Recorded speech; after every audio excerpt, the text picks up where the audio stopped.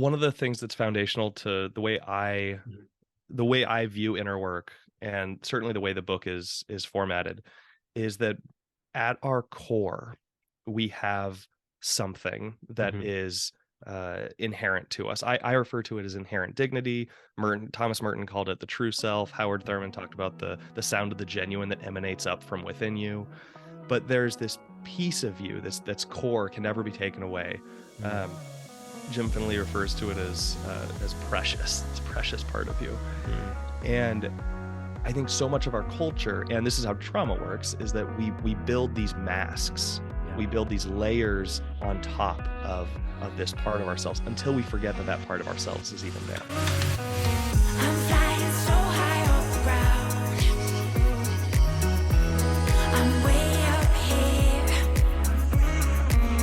and I just can't come down.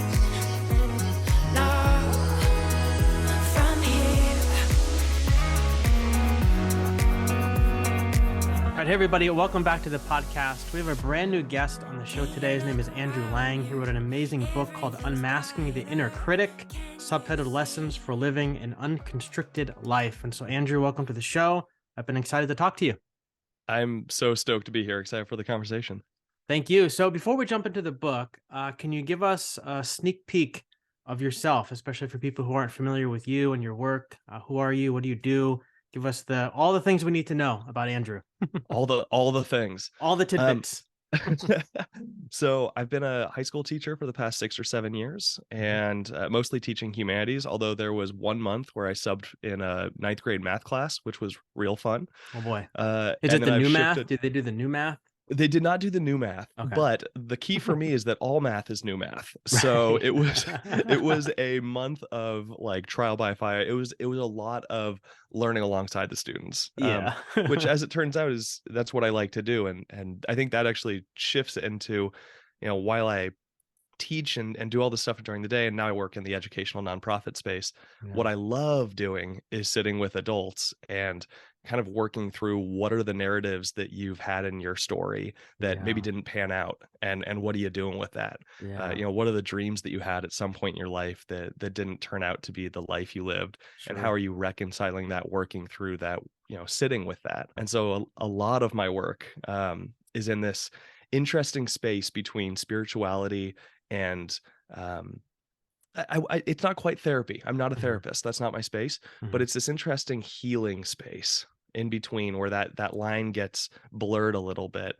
And I think that's because both therapy and spirituality are the questions of, what's real and how do we connect with what's real. So that's a little bit about me. I also like Yeah. baseball. Yeah. You like baseball? Yeah, that's also Who's your team? Who's your something about team? me. I'm in Seattle. All Mariners right. are my team. All right. I've stuck with them for 30 years now, and we've been through some moments. Nice. Yeah, you can see. I don't know if you can see the back of me. I'm a Yankee fan, so I got some Yankee Yep. plaques up there. I grew up watching them, so they're all. And I have my Aaron Judge rookie card on my desk here, so I'm excited Excellent. about that. Yeah, baseball season is here. Now, what grades? High school? I know you said high school, but like what? 9th grade, 10th grade, 11th grade, all grades? Yeah, so I bounced around. Okay. The schools I taught at were consistently. So I taught at 2 schools. Both of them were 6 through 12. Mm-hmm. Um, and I mostly stuck with 11th and 12th grade. That's Mm-hmm. definitely where my strengths most resided. How do you help a student get ready for college specifically? And this is the schools I taught at. Most of my students were first generation college attenders, right? Yeah. So how do you walk both them and their family through the chaos of filling out a FAFSA form, understanding all these systems that were not built for their success? And that grade level was really where I found a lot of meaning. There were a couple years I taught 9th and 10th grade. That was interesting. Yeah. I was good with it. But there was something there that I've never experienced burnout quite like the years I taught 9th grade.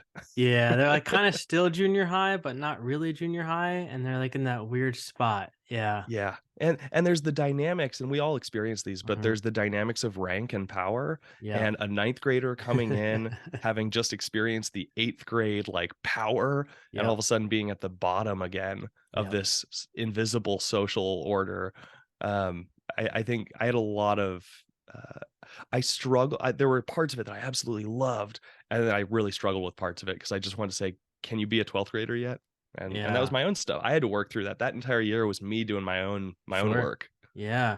Now your book, I mean, Unmasking the Inner Critic, like how do you see can you see this stuff at work in the lives of your students? Because I imagine like obviously all these students come from homes where we don't know what goes on in their Mhm. homes, but everybody's got their stuff. Like can you see some of these inner voices that we're going to talk about in a minute beginning to develop in these kids like as you're spending time with them? For sure. Yeah. The thing about it is that it often comes out with students, and I'm Mhm. not an expert with child Sure, psychology, sure. but I know a bit, here and Mhm. there from teaching. Mhm. The thing about students is that it often comes as a bit of a jumble, right? Based on different trauma experiences, based on Yeah. what's going on at home. Yeah. And so that's why folks who use the Enneagram, you're not supposed to type a kid. Mhm. You're that's really not part of the deal. And it's because they're still forming. Mhm. And so what I got to see were the beginnings of narratives kind of popping up here and there. Mhm. And something I was very focused on was when I saw a narrative pop up, try to identify based on the story that I know of. And a Mhm. teacher will never know the full story of a Yeah. student, right? Sure.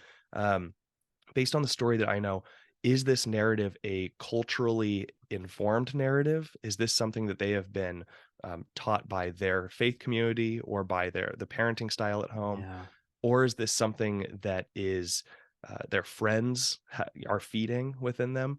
Or Mhm. does this seem to just be their response to a traumatizing world? Yeah. And all of that obviously mixes and melds together. So I think Sure. I did a lot of work with that internally of if I'm going to show up in an honest and authentic way for this Mhm. student, what is my best guess Yeah. at what they're bringing in this space and what's behind the narratives that are often, I can't, I won't, right? Yeah.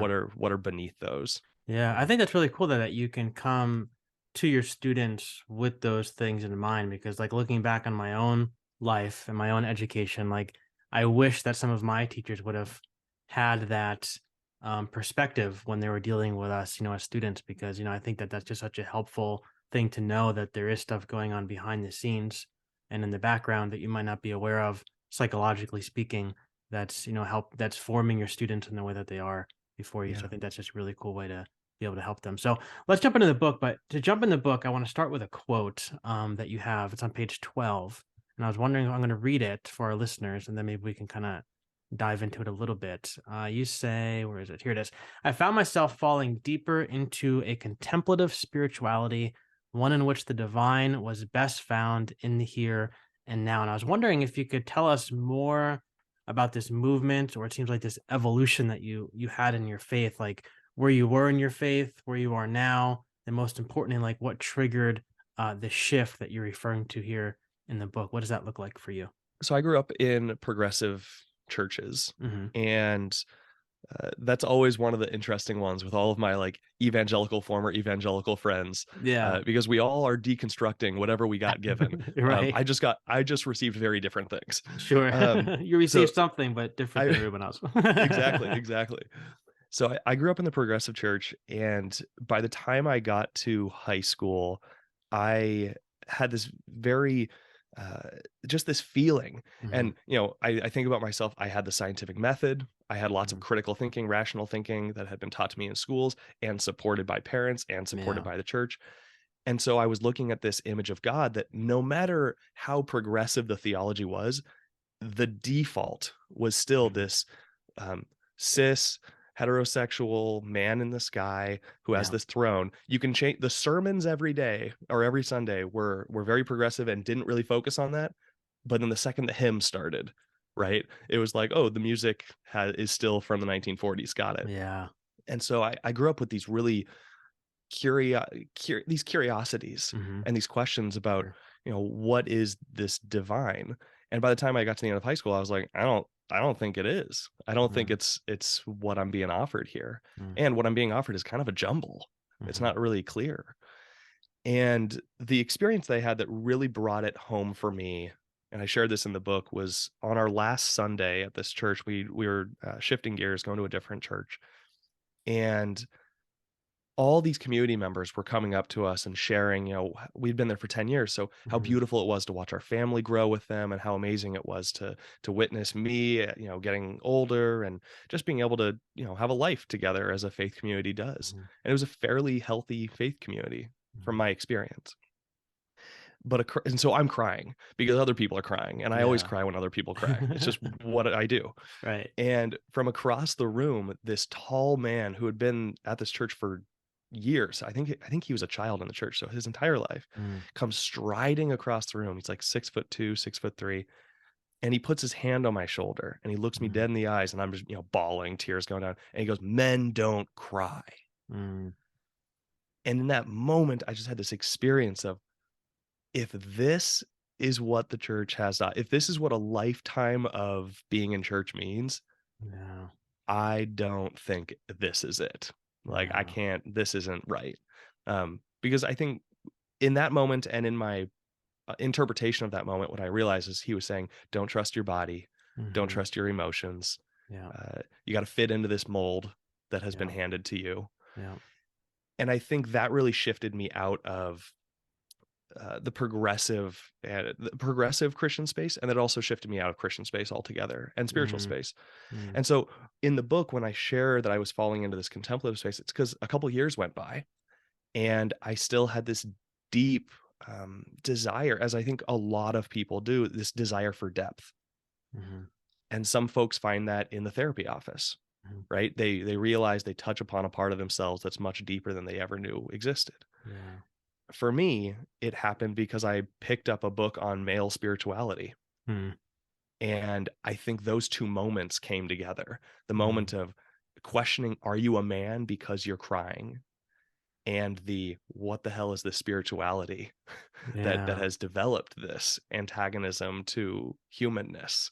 Yeah. And these things came together, and I remember my brother and I were sitting on this couch one day, and we're staring out the window. We're looking at some trees, and we're saying, we have this desire for depth, this desire for presence, but we Mhm. don't have the language for it. We don't know a tradition that does that.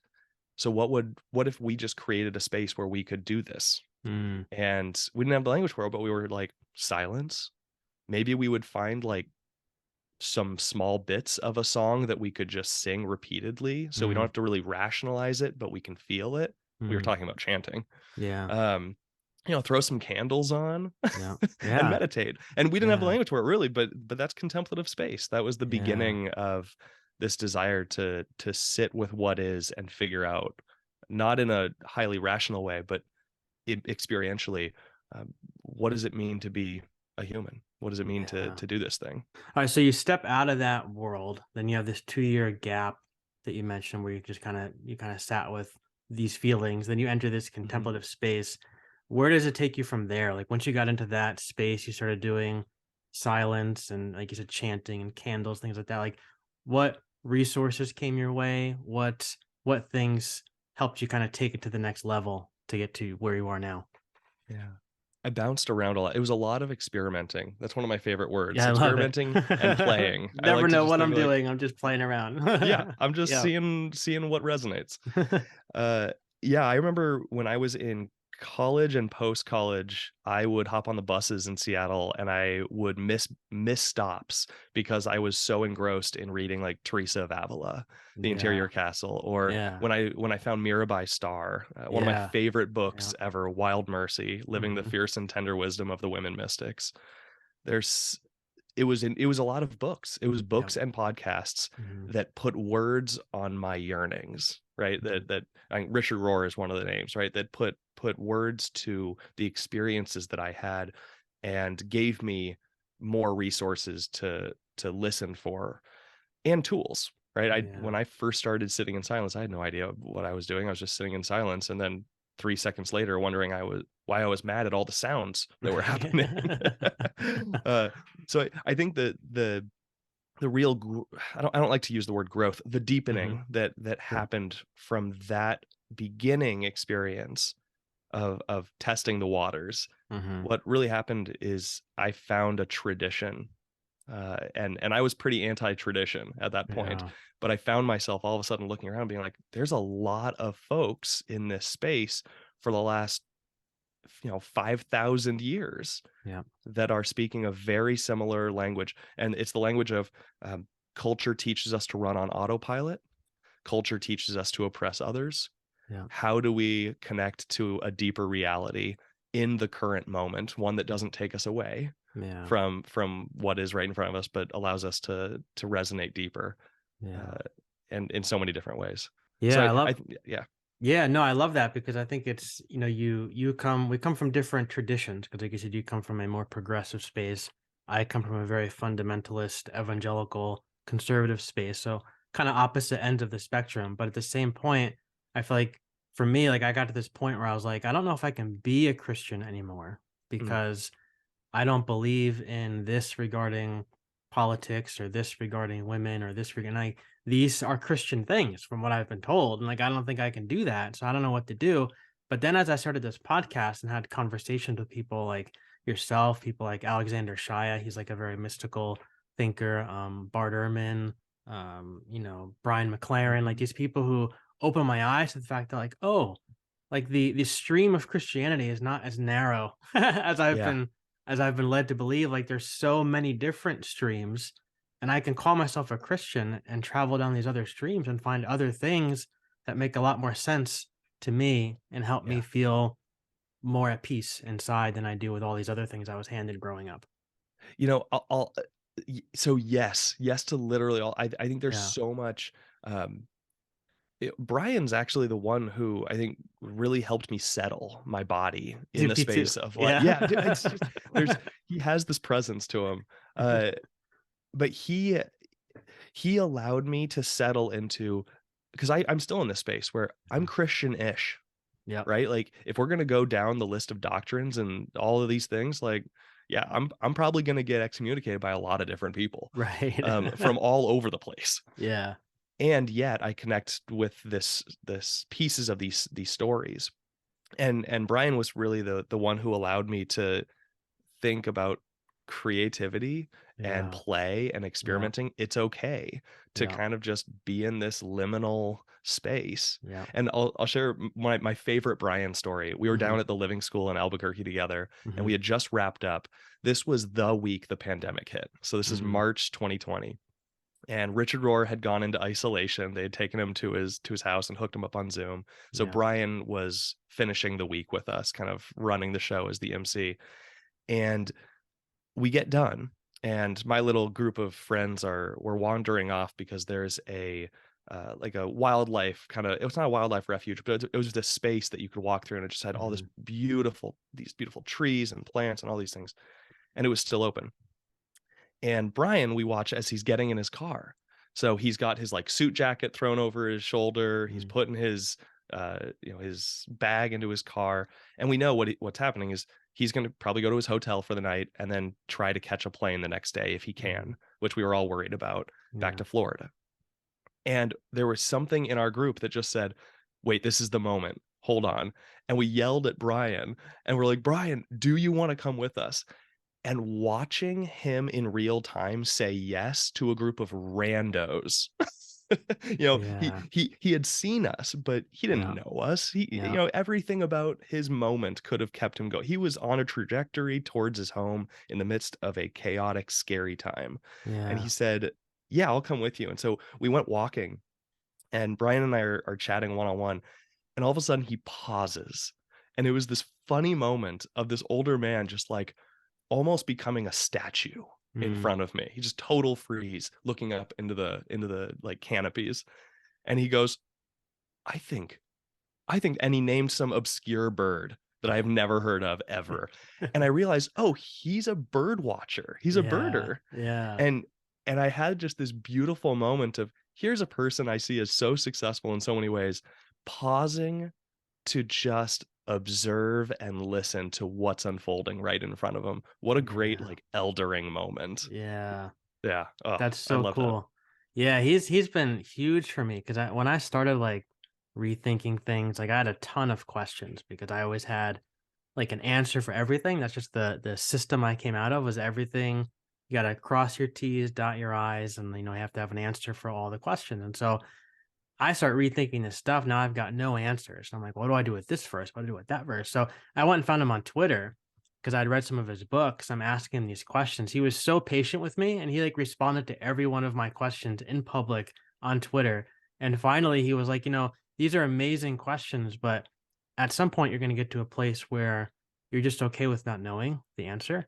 And you're just going to be okay with embracing the mystery of it all and realize that the mystery is in fact not something that's scary, but that in and of itself is the divine. And just sitting with that and being contemplative with that and pondering that and meditating on Yeah. those questions, that's what it's all about. And I was like, that's crazy talk, but then now I'm in this place all these years later where I'm like, that's 100% right. Because that's where I'm at now is like, I have no idea on any given day, really what I believe about A, B, and C, but I'm so comfortable with that.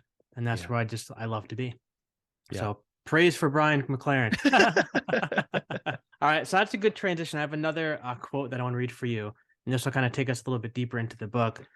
But you say inner excavation paired with spiritual practices can lead to changes in how we see the world. And I was wondering if you could talk to us about this, that inner excavation. I feel like that's kind of like the root of the book. So like, what does that refer to? And then spiritual practices. I feel like that's a loaded phrase, I guess, for a lot of people who grew up in the Yeah. church, because typically it refers to prayer, going to church, reading your Bible, etc. So, what do spiritual practices mean for you? And then that piece about how we see the world, like what sorts of things in the world are we talking about that we're going to be able to see differently as a result of engaging in this inner excavation and these spiritual practices? Yeah. One of the things that's foundational to Mhm. the way I view inner work, and certainly the way the book is formatted, is that at our core we have something that Mhm. is inherent to us. I refer to it as inherent dignity. Thomas Merton called it the true self. Howard Thurman talked about the sound of the genuine that emanates up from within you. But there's this piece of you that's core, can never be taken away. Mhm. Um, Jim Finley refers to it as precious, this precious part of you. Mhm. And I think so much of our culture, and this is how trauma works, is that we build these masks. Yep. We build these layers on top of this part of ourselves until we forget that that part of ourselves is even there. Mhm. Because culture certainly isn't reminding us of it, right? Culture is Yep. reminding us to keep buying stuff. Yep. Um, and so, what inner excavation really means to me is how do we start picking apart the layers, not deleting them, destroying them, right? Not even diminishing them, really, Yeah. but beginning to notice them and peel them back, move them around Mhm. so that we can um, not diminish them, but diminish the power they have in the way in the ways they hide our inherent Yeah. dignity. So Yeah. that's the inner excavation part for me, is how do we tap in to this inherent dignity that's underneath all the stories we tell ourselves Mhm. about ourselves. The the part that's a spiritual practice for me, Mhm. and this is just I've done a lot of work in my since the moment with Dale in the church sanctuary when he said men don't cry, and I was like, well, this is garbage nonsense. Since Right. that moment, I've done a lot of translation work. How do I Yeah. take theological and religious terms and translate them to meet an experience that I've Mhm. actually had? So one of those for me is spiritual, and another one is practices. When I think about spiritual, I think about connectivity. Mm. How are we connecting to what is real? Both Yeah. what is real in our community, right here in front of me, and within me. Mhm. So any practice that helps us connect, for some people, it might be reading the Bible. I'll Mhm. name that that's not my jam, Yeah. but for some people, there's this deep depth there for them, and that's wonderful. For me, it's walking in nature. There Mhm. is not walking down a trail and only hearing the birds chirping and the little critters around my feet Yeah. rustling through, and just seeing a magnificent tree. There is nothing that connects me more to the what is of our universe, Yeah. which then invites me to connect with the what is of me as part of that universe. Sure. And so when I say spiritual practices, what I'm relating to or referring to is, Mhm. what are the practices that we are engaging that help us connect with Mm. that inherent dignity that is within us, and in a way that then allows us to resonate with the reality that that inherent dignity is within everyone and everything else as Mm. well. I Yeah. one of my I don't want to say it's a pet peeve, Mhm. because pet peeve is so trivial. One of the great sadnesses, I think, of spiritual formation work in Mhm. churches and outside churches. Lots of people who use the Enneagram or teach the Enneagram, lots of people who teach all these different tools, is that they turn it into personal self-help, and that's Yeah. it. Yeah. And that it just won't do. Our universe and our world needs us to be in community. And I think it's part of the human experience to be in community. And Yeah. so the question for me is, if I'm connecting with this inherent dignity that's within me, how am I honoring the inherent dignity within everyone else when I step out into my community? Yeah. That's the part that Thomas Merton tells the story of the inner spring and the Mhm. inner stream. And the inner spring, everyone's got one. It's our contemplative space, our prayer life, or I would say it's our experience of depths within ourselves, Mhm. right? And we have these streams, and the streams flow out from the spring. These are the ways we show up in the world. These are our Mhm. actions, the streams of actions. And he says, if you aren't acting in the world, if you aren't engaging those streams, if those streams run dry, pretty soon your inner life, that inner pool, that spring, that's going to become stagnant. Yeah. And all of a sudden, how many activists have I known that only focus on the streams, Yeah. right? Yeah. And that's all they can do. And so they don't tend to the pool either within them. So I think there's this interplay within all of us of inner life, outer life. How are we every single day engaging with our inherent dignity, sitting with it, resting with it, recognizing it, which Yeah. is so countercultural, and then practicing that recognition in our Yeah. communities in the ways we ask questions, in the ways we are curious, we have an open posture, we don't cross the street when we're uh faced with a stereotype we might have culturally taught into us. Yeah. um how are we engaging the conflicts within our families?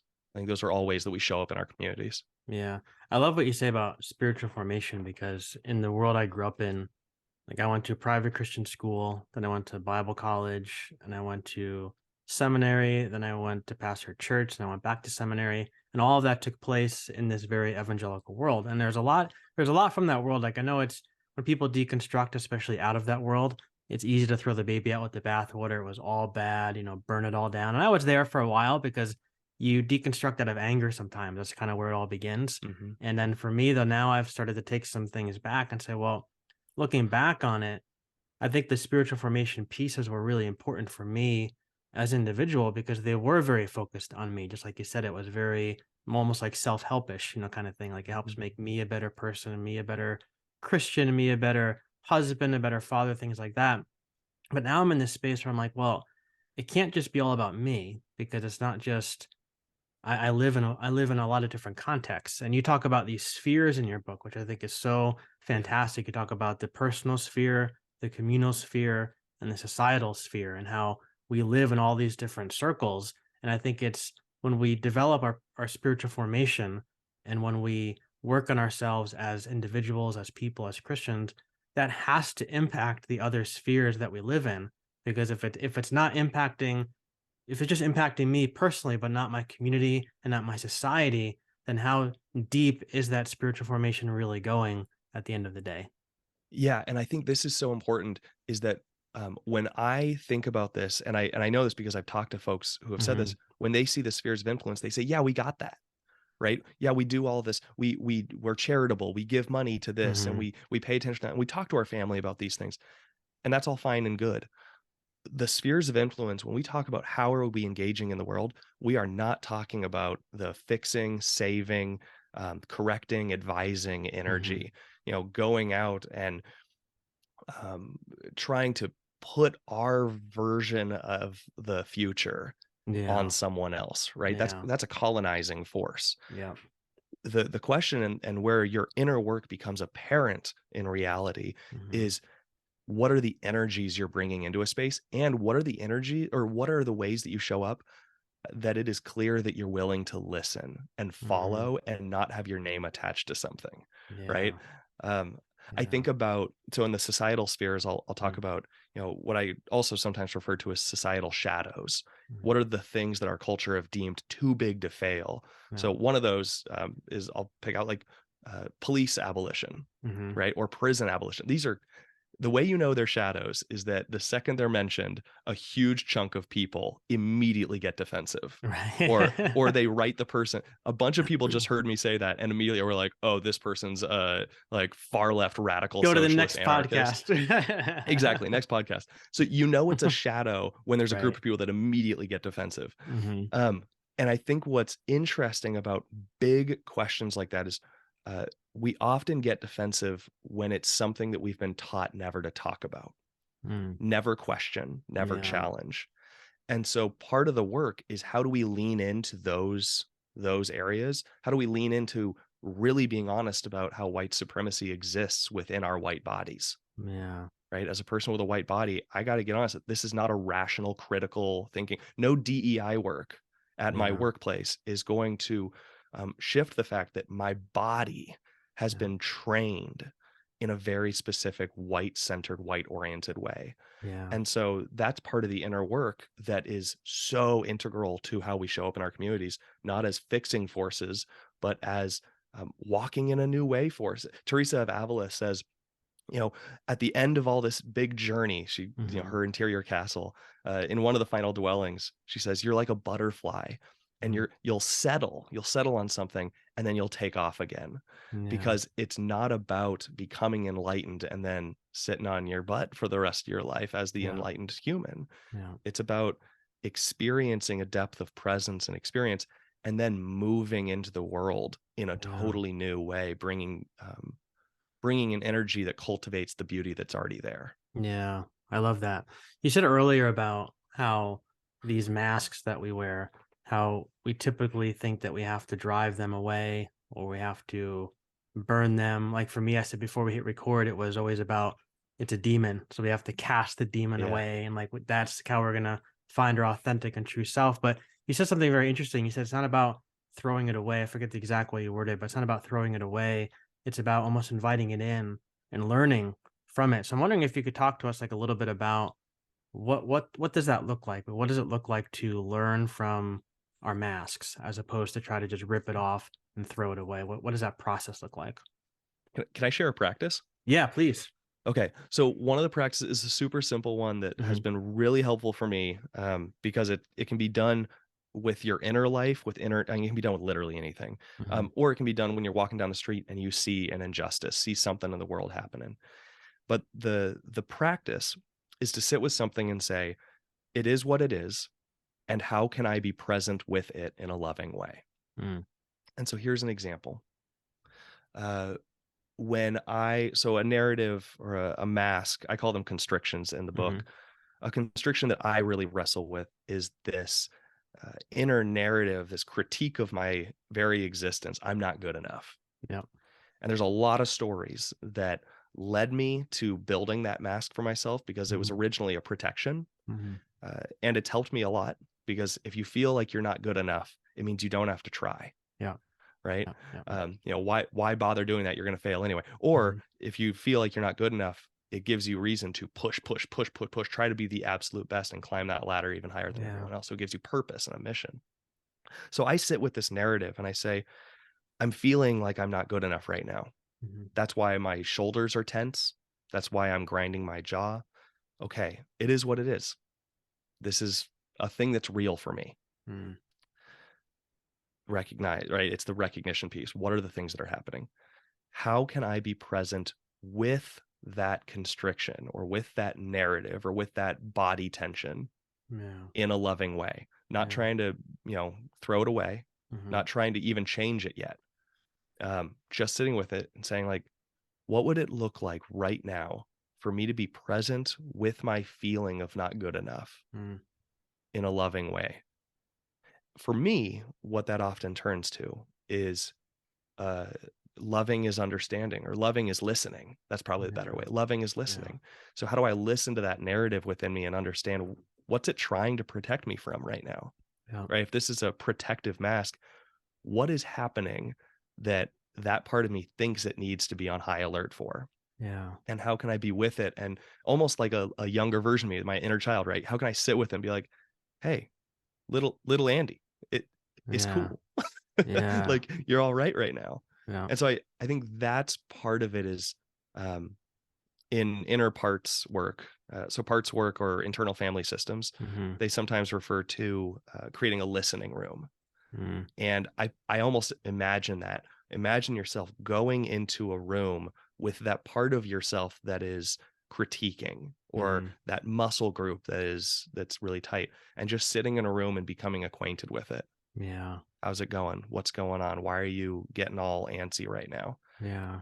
Because if you can, and it's not from a rational, I mean, it is rational, but Mm-hmm. it's not just rational, it's fully embodied. Because if you can sit with that part and tell it, "All right, I'm not here to destroy you. I Yeah. see you're trying to protect me. Thank you." Yeah. And it do you actually need to do that right now? Yeah. You can then leave that inner room, that listening room, and you can enter into the world in a way that's less defensive of the things you might not need to actually be defensive about. And Yeah. so I think that's part of that. That's a practice that's really worked for me, is just, it is what it is. How can I really name it, not judge it? Because most of us judged immediately, right? Oh, I don't like this feeling. I got to get the Yeah. hell out of here. Yeah. But instead, just recognize it, sit with it, see what emerges. Yeah. And there's no, I don't know the other side of that practice for Mm-hmm. everyone. And I think Yeah. that's important too. What you were saying earlier about what Brian has kind of taught both of us. Yeah. It's okay to say this practice will take you somewhere, Yeah. and what emerges is the mystery. Yeah. Yeah. That's so good. What does it look like to do that in the moment? Because I'm thinking about like, because Mhm. these masks, the inner critic always pops up at the most inopportune time, right? Like it's never at a Yeah. time when I have space to sit with you and talk with you. It's always like I can't do this right now. And like for me, I was thinking while I really got stuck on that chapter because that's my biggest voice inside, and Mhm. that's what I was always told growing up is the demon. Is it saying you're Yeah. not good enough? It's a demon of condemnation. They said it's a demon of self-doubt. It's like all these names they had for it. We have to cast it away, cast it away, cast it away. And I spent my whole life trying to do that. And it would always come up, like I said, inopportune times. Like whenever I had to do like a presentation in school, I got to stand up to preach in church. Like now's not the time for this voice to come, but here it is. So we got to cast it away, kind of thing, you know? So I was talking to my friend Alexander Shaya, and he was telling me, what if that's not a demon? What if that's your inner child, so to speak, Mm. who's parroting back to you things that he's heard throughout his life, maybe growing up that he's not good enough? And what if this situation that he's in right now reminds him of those times, and that's why he's parroting these things back? Like, what can you learn from that? That's a fantastic question. So I've been trying to do that like every single day when that voice comes up. But my question is now kind of full circle to my question. It happens a lot. And I've said this before I haven't said this on the podcast. I've said it on social media, but every time I turn on this microphone to record something like with you or anybody, I feel like I'm going to throw up. Like immediately feel like I Mm. can't do this. Like that voice just starts like, you can't do this. Nobody wants to hear what you bring to the table, like your podcast is stupid, like all these different things go through my head. I'm like, now is not the time for the voice to come because I can't turn everything off and talk to you. You know what I mean? So my question is like in the moment, like when you're in this kind of situation, talking to somebody, doing your thing, and the voice comes up, like do you have any practices that can help somebody like kind of not tame the voice, but kind of like I'm trying to think of the word, like maybe like quiet it a little bit so that we can give it honor, I guess, in the moment. But we're Mhm. gonna we're gonna talk about it more later, but I just can't do it right this second. Like, what does that look like?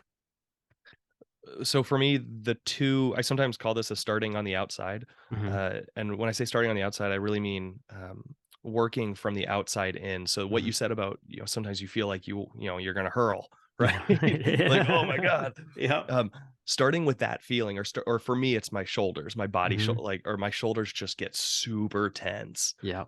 especially when I'm feeling out of control. And those are Hmm. like usually quick moments. Yep. And so what I will often do is and if I'm with someone, I'll Hmm. actually ask like, "Hey, do you have a minute? Can I, step away?" Hmm. Or, create even 5 seconds of space. Hmm.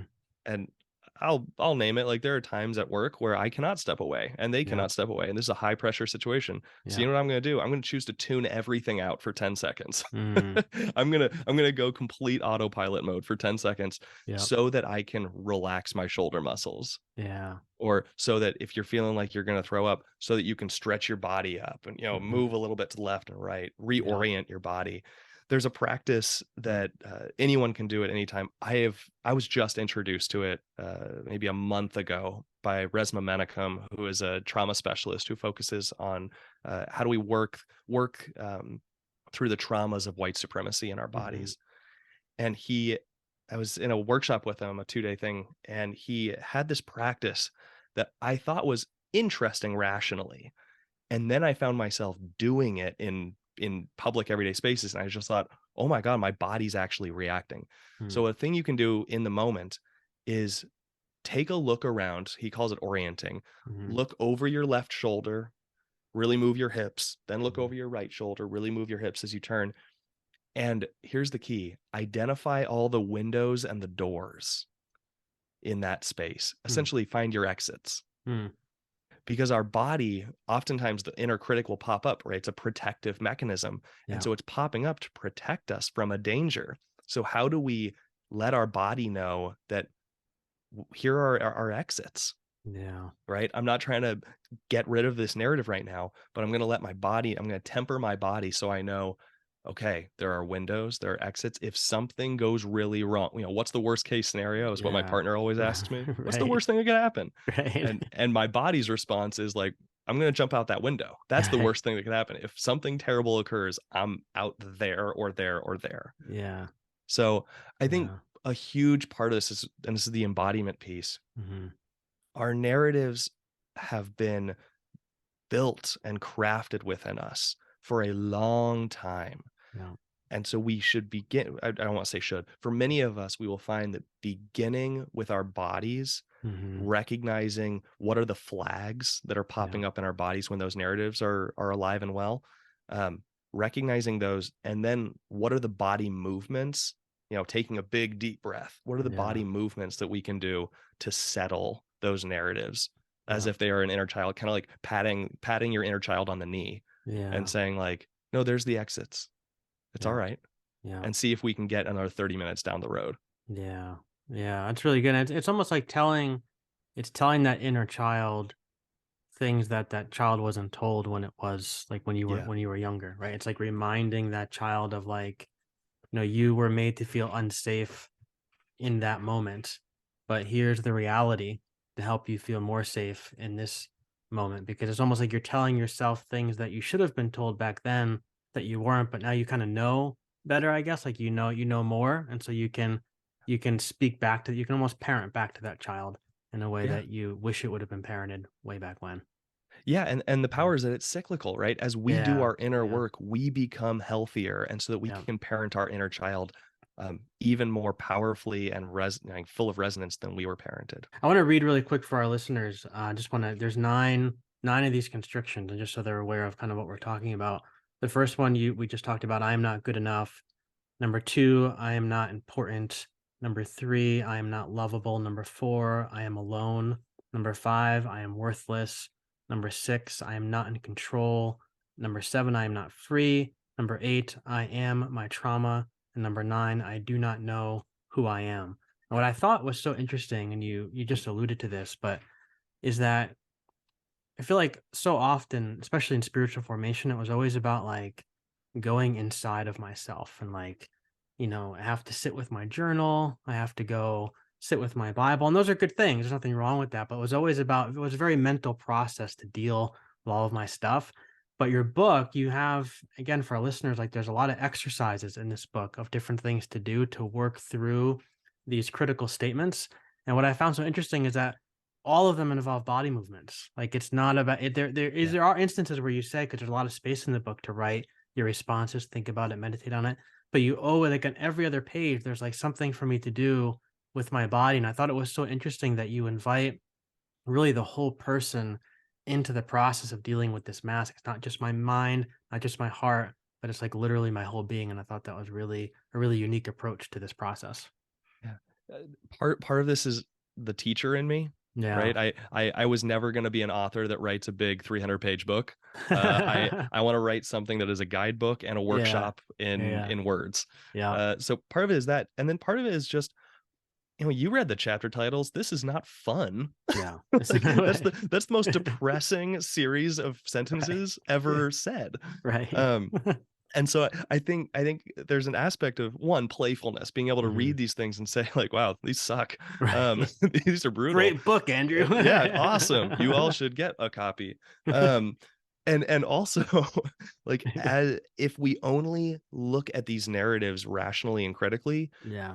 are those critics that are within us, Mm-hmm. those constrictions, those masks, they know how to deal with rational. Yeah. Right. They know how to, they know all the defensive maneuvers. Mm-hmm. I think Richard Rohr said this. This was years and years ago that I heard it, so I might butcher it, but he said something about, the power of poetry and music and art is that it maneuvers around our ego and pierces us in a deeper space. Yeah. And I think what I have experienced is that that's where body work comes in, is that just teaching your body to move in a way or act in a way that's different than we've been trained to opens something up in us that allows for processing to happen in a different way. Yeah. So I was never going to write a book that didn't have body practices. I think that is and my one request, and I've said this to several people, it's an interesting thing writing a book for the first time. People have come up to me and asked me to sign it. And I have huge hesitations around signing a book. Yeah. And so what I've started saying is, if my signature is important to you, then great. I'll do it after you engage with the book. Yeah. So, go journal on the reflection prompts, do some of the body practices, and then come back and I'm happy to sign it. But your life needs to be in that before my life is in that, right? Like before my name is in it in that way. That's so good.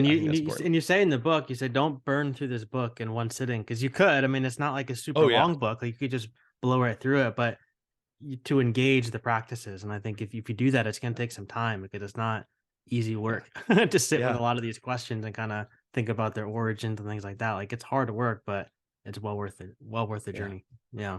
I just got an email yesterday morning that was so sweet. It's from a person who had purchased the book, a couple weeks ago, and they told me they blew through it in 2 days. They were like, I know you said not to, but I just had to. They blew through it in 2 days, and they were going back through, because the book comes with a companion course online, and they were going back through it with the companion course and actually taking the time to journal. And I thought, I know I've purchased books that have space in them to reflect and journal, and I usually blow through it. It felt so good to witness this person. She blew through this thing and then was like, wait, I'm going to go back. There's more material connected to each of these chapters. I'm now going to take some time and actually work this, because my initial pass told me it was worthwhile, and now my body needs to settle with it. Yeah, that's so good. Yeah, that's so good. Well, Andrew, we're just about out of time, but I have so many more questions. We could do another episode or 10, but this has been a lot of fun. Thank you for taking time for me. Thank you for taking time for our listeners, and thank you for your work. It's so important. Thank you so much for having me. This is super easy, super chill. Awesome. And real quick, where can people go to connect with you, your work online, any place you want to point us to? Best place is just my website, andrewglang.com. I'm also on Instagram at andrewglang. And I send out a weekly email on Wednesdays that just have one teaching, a couple inner work questions, and some resources for you to deepen with. Awesome. Links are in the show notes, and we'll do it again soon. Awesome.